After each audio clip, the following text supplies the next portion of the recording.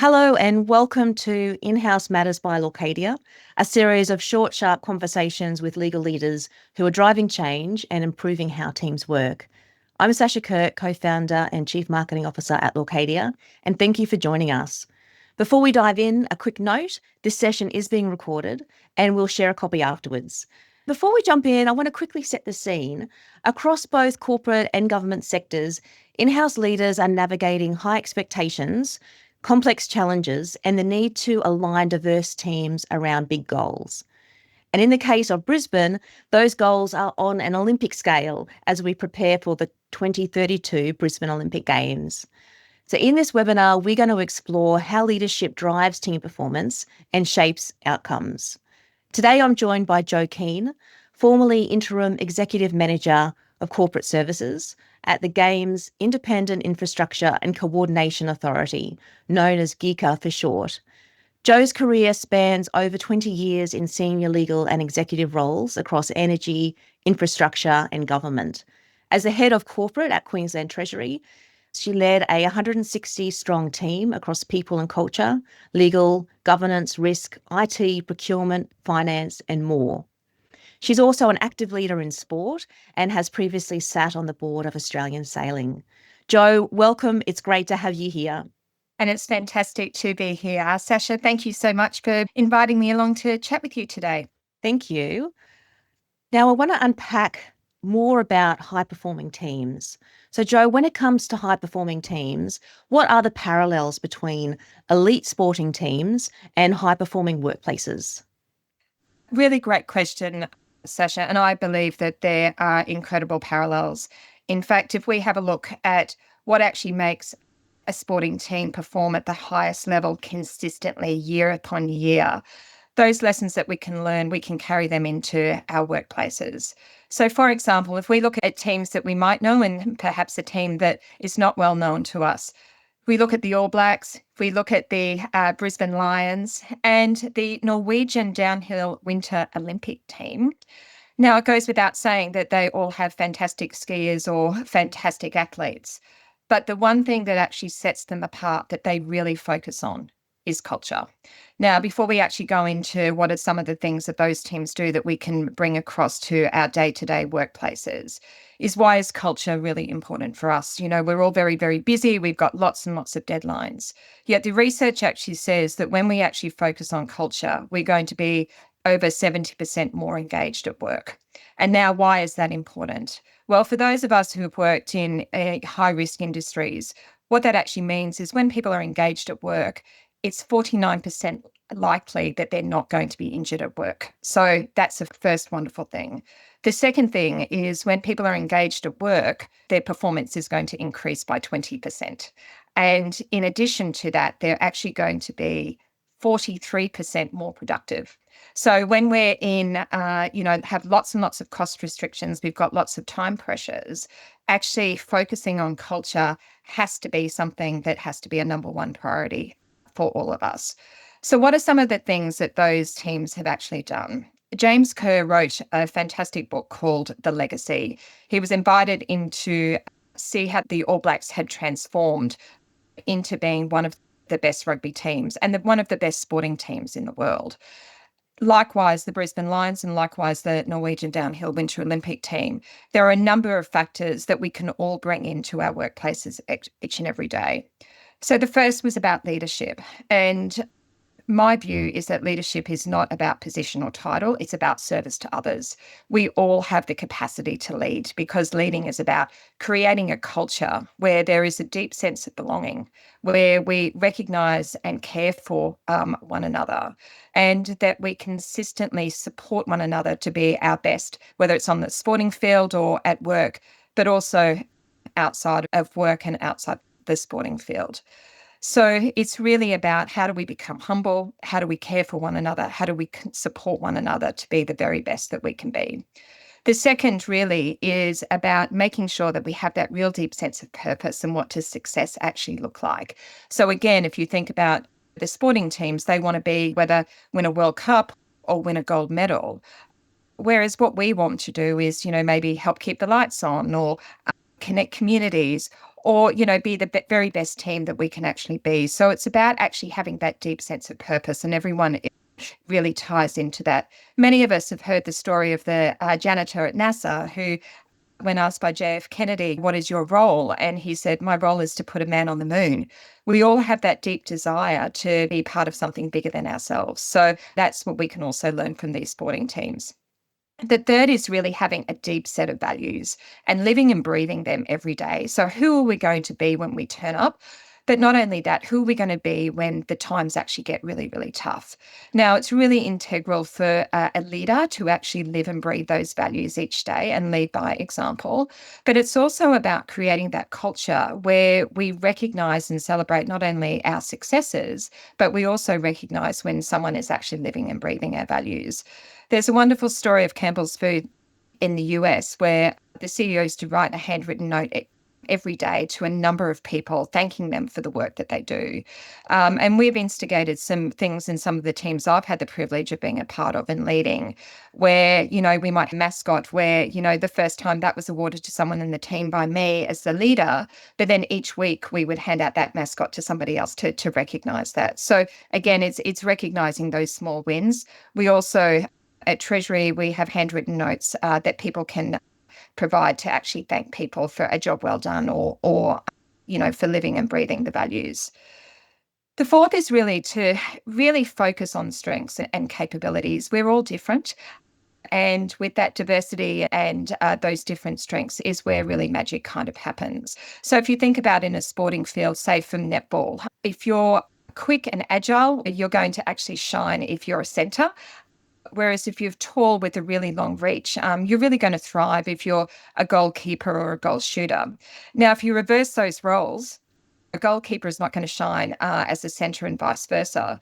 But we both need each other in order to excel. So it's about really focusing on those strengths. And when we, again, come back to those stats, it's when you actually utilize your strengths, you're going to be 6 times more engaged. And so it's also then recognizing what is your natural game and how do we enable you to actually play that natural game? Because what might work for me to be at my best may be different. So how do we actually bring that together?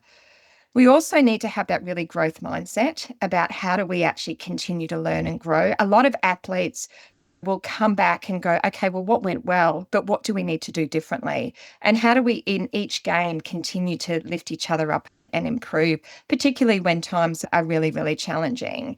And then finally, it's just about when things aren't going right, how do we actually support one another and care for one another, and then regroup and relift ourselves up so that we can keep performing at our best.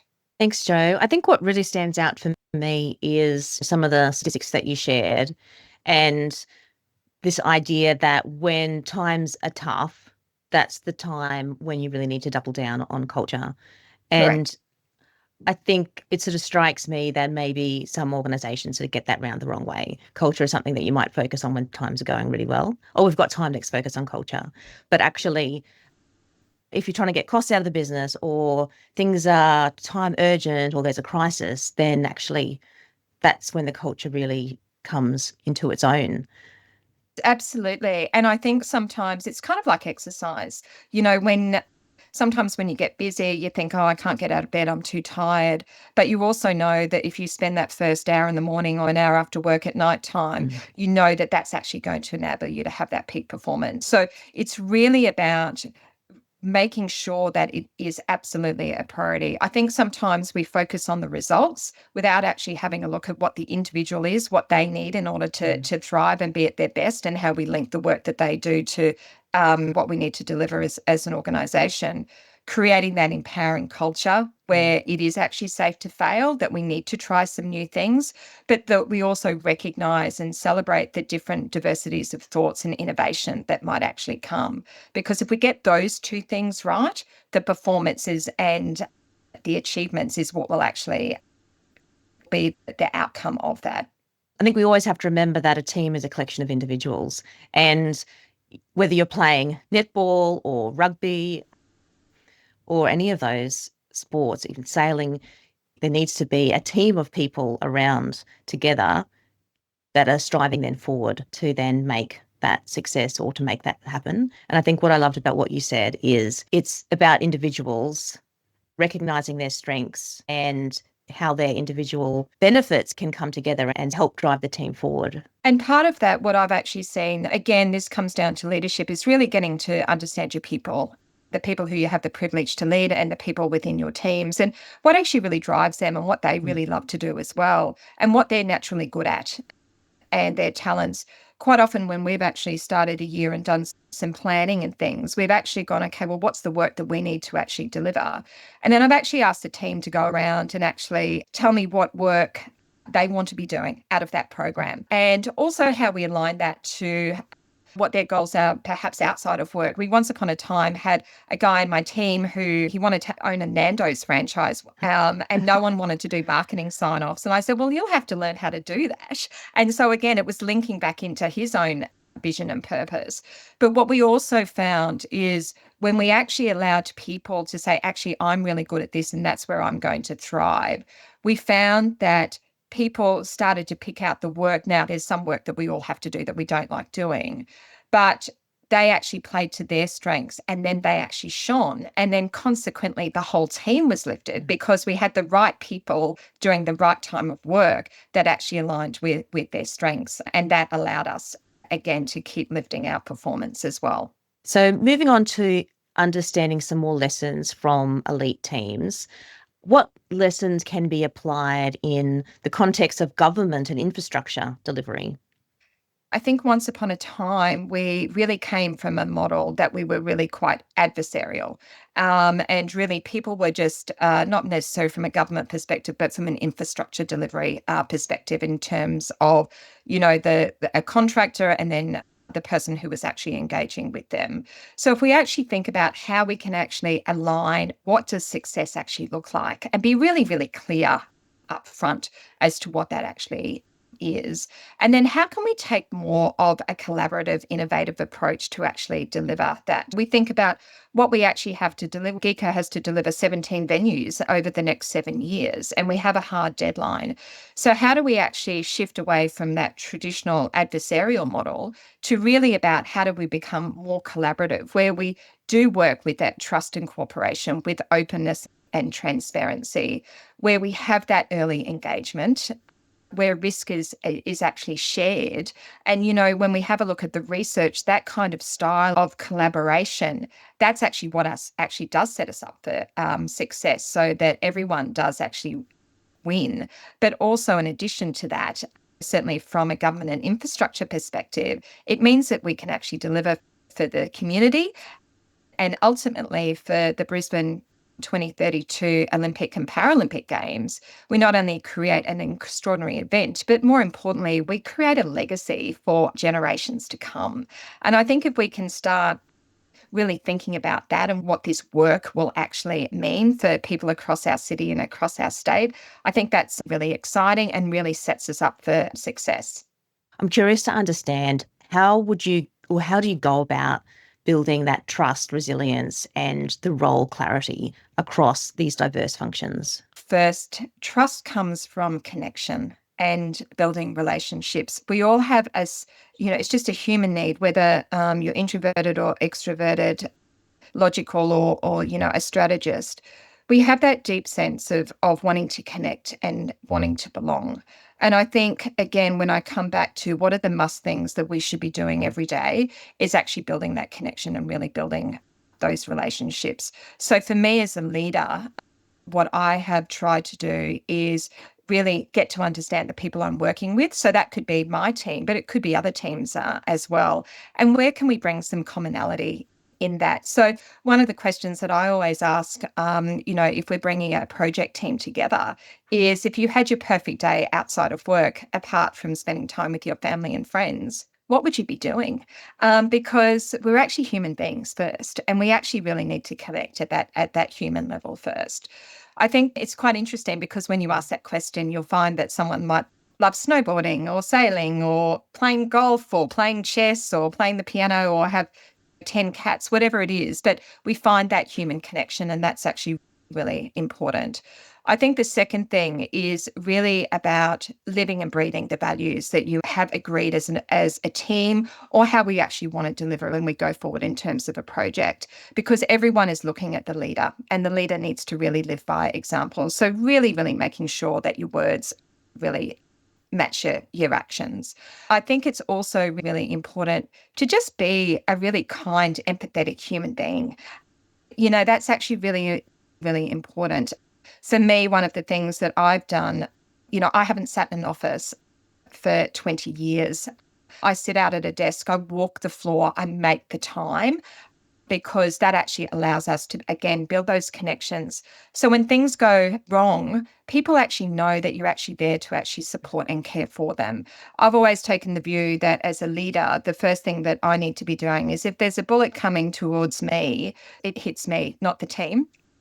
That doesn't mean we don't have some discussions in private, because ultimately the responsibility of a project or for the team is mine. But also from a trust perspective, when there's some great work that's been done, we're pushing the team into the limelight. The leader shouldn't be seen at all. And so when we actually do that, it makes it safe to fail. People know that, if mistakes happen, then that's actually okay. And that's just part of us, again, learning and growing and developing as a team. From a resilience perspective, coming back to that sporting analogy, is actually just having a look at what are the playing conditions that we've got. Because quite often you can't actually control whether it's raining or whether it's snowing or whatever, or what the wind is doing. So it's actually about how do we make sure that we are actually focusing on the things that we actually can control, and what are the things that we can really, really make a difference when we do that. I think also from a resilience perspective is making sure that, again, when we've got that learning, caring, supportive environment, when things actually do go wrong, we can actually work together and go, okay, well, has anyone got some ideas about how we actually fix that? And from that perspective, again, when you're a leader, it's not about having all the answers, it's about drawing out the answers from your team. And again, from a sporting perspective, rest and recovery is really important. So, athletes can't perform at the highest level if they don't have that time to rest and recover. So it's really about managing your energy, not your time. And again, as a leader, I need to lead by example. So it's making sure that I exercise, that I sleep, that I rest. I don't send emails on weekends because I want my team to do that. It might be I have to work, but I put things on delayed send. So all those little things that actually allow the team to rest and recover. So on Monday morning, they can and be at their best. And then across diverse teams, again, it's really about, as we said before, what does success actually look like? How do we actually want to interact with each other? What are the strengths that those teams actually offer? But also, what do they need from each other in order to excel? So, in order for me to be at my best and bring my capabilities, this is what I need. And so that allows us to actually understand and build that sense of teamwork across those diverse teams. Yeah, I think there's a lot in that. And it brings me into my next question. When you're working on these big infrastructure projects or within a larger scale government organisation, how do you balance the immediate pressures with the need for the long-term impact? I think the first thing is what are the not negotiables that you need to do every day? If I come back to exercise, you don't really see the benefit of getting up and going to the gym every morning until you actually look back a year later and go, wow, I'm so much fitter and healthier than what I am. So it's about really making time to do the non-negotiables. And for me, when it comes back to culture, it's making sure that even when in a high pressured situation, that I'm still checking in with the team, that I'm still doing one-on-ones with them, that I'm present. And, if someone has given me the gift of their time, then I'm giving them the gift of their attention, because it may not start to erode your culture and your performance, for one day, but over time it actually will. So it's actually making sure that that cultural piece is still very, very important. The second thing is really understanding what it is that we really, really need to deliver, and being really, really focused in making sure that the work that we're doing actually aligns to that. Steve Covey has done a really great matrix. And every time I've done this exercise with the team, it's always been really quite challenging, because we actually say, right, this is what the organisation needs us to deliver. How are we actually going to do that? And so we split it up into, so what's the urgent critical work that we need to do? What's the critical non-urgent work? And that's where we need to be spending a lot of our time. What's the non-urgent non-critical work? And are we doing any of that? Because if we are, then we need to actually get rid of that. And what's the non-critical but urgent work that seems to sap the life out of us, and what are we also going to do? So I think it's also about doing that exercise. Now, when we've done that, if you ever go and do this with your teams, most people will say that their work is critical and urgent. So it's also about having the discipline to go, well, actually, no, this is what we need to deliver. Does that actually serve us to be able to do that?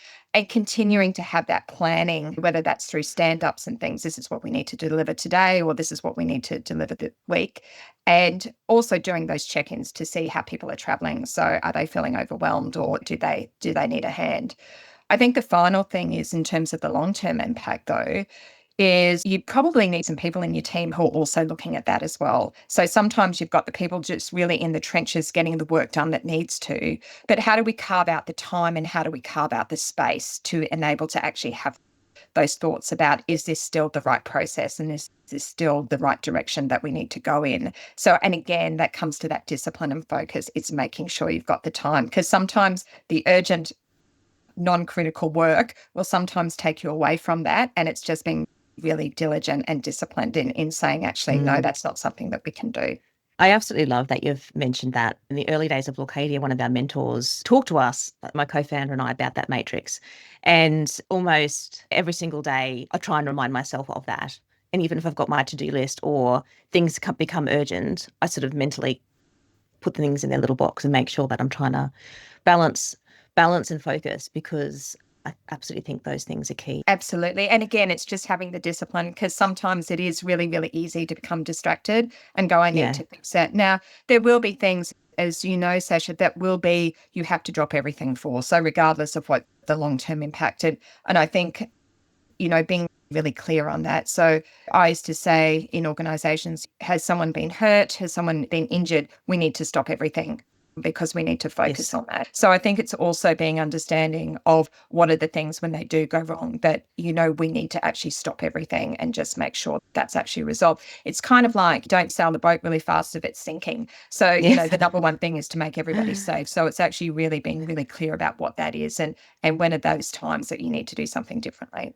Talking about the Brisbane Olympics and everything that's coming up ahead between now and 2032, I know just personally you and I have talked about the enduring impact and the legacy, but I'm interested for you, what does success look like, whether it's the athletes, the spectators and the broader community? What's your personal view on this? Look, I'm just so excited about Brisbane 32, the Olympics and the Paralympics. It's not only about the days of competition, but it's also about the legacy that it creates for Brisbane and Queensland and Australia, and really Oceania as well. So it's a very exciting time.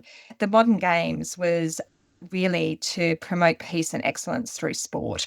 And when we think about the world as it is now, I don't think, certainly in my lifetime, the world seems to be really quite divisive.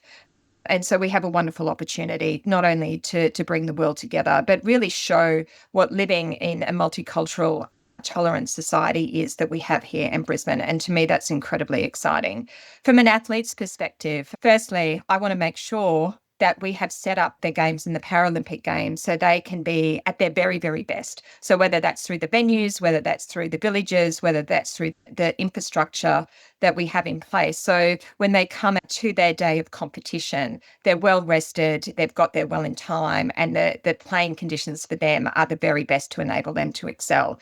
Because I think we look at an athlete and they may run for 10 seconds or they may swim for 50 seconds, but we don't see the years and years and years of dedication that has gone on for that. So it's first of all creating that.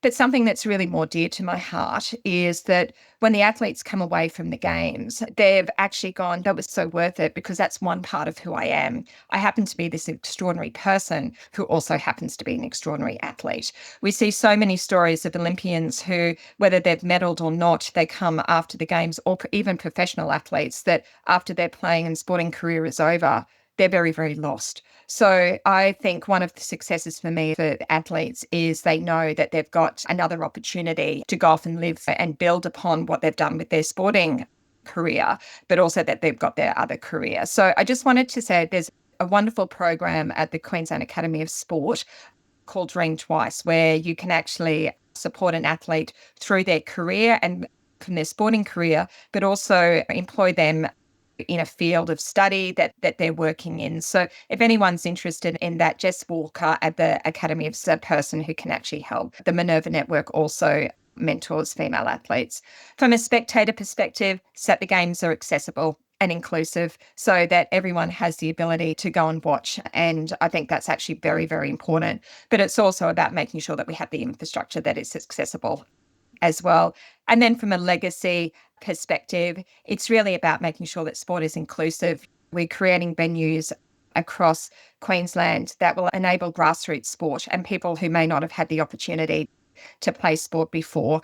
Also connecting our communities through that infrastructure and really making sure that, again, that we demonstrate what an inclusive, sustainable society is for the world and that economic growth by having Queensland on the world stage. There's so much in that. And I'm a big believer that sport changes lives. And I think this is just a wonderful, beautiful opportunity for Brisbane to do that to its community and the sports people and everyone that's coming through. So I couldn't agree more with what you've said. Absolutely. It's now time to get excited. It's 7 years away and it's really going to be a time of real transformation for our city and our state and for our community. So wonderful opportunities ahead. Well, that draws us to the end of our session. Thank you so much, Jo, for sharing your insights. And also thanks to everyone for joining us.